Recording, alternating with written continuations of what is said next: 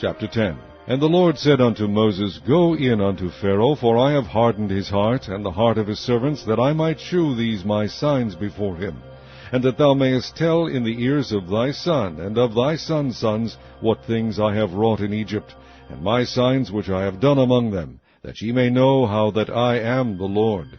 And Moses and Aaron came in unto Pharaoh, and said unto him, Thus saith the Lord God of the Hebrews, How long wilt thou refuse to humble thyself before me? Let my people go, that they may serve me. Else if thou refuse to let my people go, behold, tomorrow will I bring the locusts into thy coast, and they shall cover the face of the earth, that one cannot be able to see the earth, and they shall eat the residue of that which is escaped, which remaineth unto you from the hail, and shall eat every tree which groweth for you out of the field. And they shall fill thy houses, and the houses of all thy servants, and the houses of all the Egyptians, which neither thy fathers nor thy fathers' fathers have seen, since the day that they were upon the earth unto this day. And he turned himself and went out from Pharaoh. And Pharaoh's servants said unto him, How long shall this man be a snare unto us? Let the men go, that they may serve the Lord their God. Knowest thou not yet that Egypt is destroyed? And Moses and Aaron were brought again unto Pharaoh, and he said unto them, Go, serve the Lord your God. But who are they that shall go? And Moses said, We will go with our young and with our old, with our sons and with our daughters, with our flocks and with our herds we will go, for we must hold a feast unto the Lord. And he said unto them, Let the Lord be so with you, as I will let you go, and your little ones, look to it, for evil is before you. Not so. Go now ye that are men, and serve the Lord, for that ye did desire. And they were driven out from Pharaoh's presence.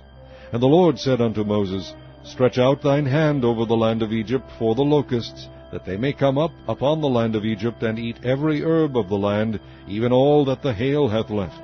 And Moses stretched forth his rod over the land of Egypt, and the Lord brought an east wind upon the land all that day, and all that night, and when it was morning, the east wind brought the locusts. And the locusts went up over all the land of Egypt, and rested in all the coasts of Egypt. Very grievous were they. Before them there were no such locusts as they, neither after them shall be such.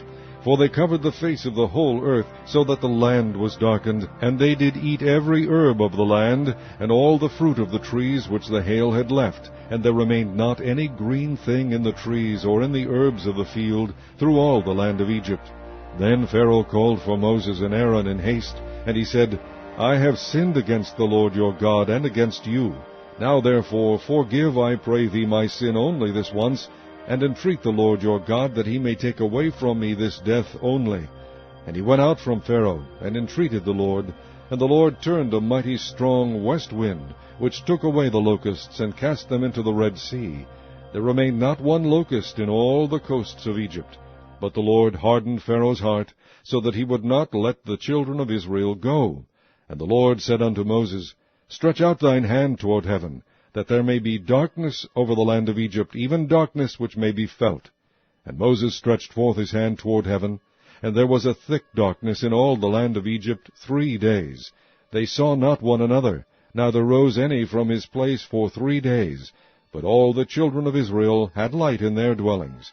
And Pharaoh called unto Moses, and said, Go ye, serve the Lord, only let your flocks and your herds be stayed, let your little ones also go with you. And Moses said, Thou must give us also sacrifices and burnt offerings, that we may sacrifice unto the Lord our God. Our cattle also shall go with us. There shall not be an hoof be left behind. For thereof must we take to serve the Lord our God, and we know not with what we must serve the Lord until we come thither. But the Lord hardened Pharaoh's heart, and he would not let them go. And Pharaoh said unto him, Get thee from me, take heed to thyself, see my face no more, for in that day thou seest my face, thou shalt die. And Moses said, Thou hast spoken well, I will see thy face again no more.